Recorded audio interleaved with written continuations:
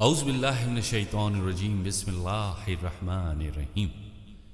شیطان کے گمراہ کرنے کا عجیب واقعہ۔ بنی اسرائیل کے کسی بزرگ کو شیطان نے بارہا گمراہ کرنے کی کوشش کی، لیکن کامیابی نہیں ہوئی۔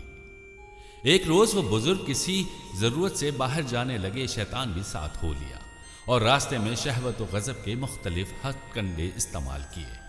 کبھی ڈرانے دھمکانے کی صورت اختیار کی، لیکن کامیاب نہ ہو سکا۔ وہ ایک جگہ بیٹھے تھے کہ پہاڑ سے ایک بڑا سا پتھر ان کی جانب لڑ کھڑایا۔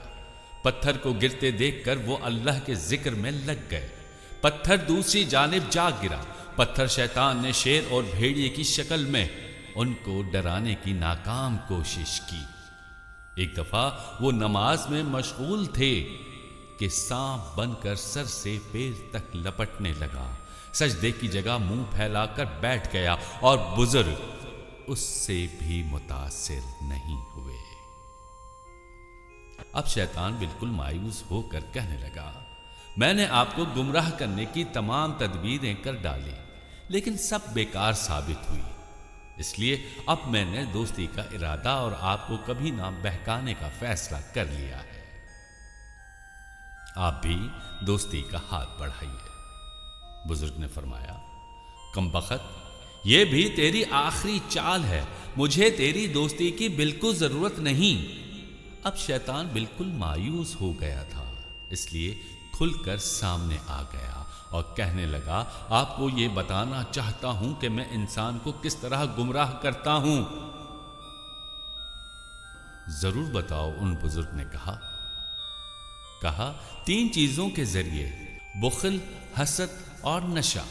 جب انسان میں بخل پیدا ہو جاتا ہے تو وہ مال جمع کرنے اور خرچ نہ کرنے کی جانب مائل ہو کر دوسروں کے حق تلفی اور ان کا مال چھیننے کی فکر میں لگ جاتا ہے۔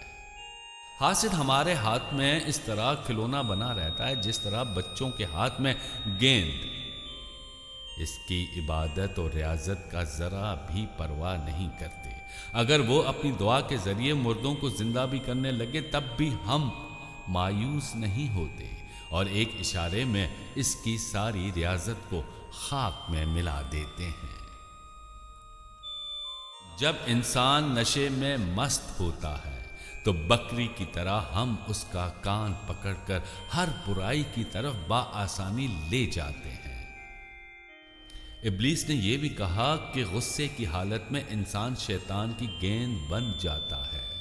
جس طرح بچے گیند کو ادھر ادھر اچھال کر خوش ہوتے ہیں، شیطان بھی اس کے ساتھ اسی طرح خوش ہوتا ہے۔ انسان کو چاہیے کہ غصے کی حالت میں صبر و ضبط سے کام لے تاکہ شیطان کا کھلونا نہ بنے۔ الف لام میم محمد عین علی، الف لام میم محمد عین علی۔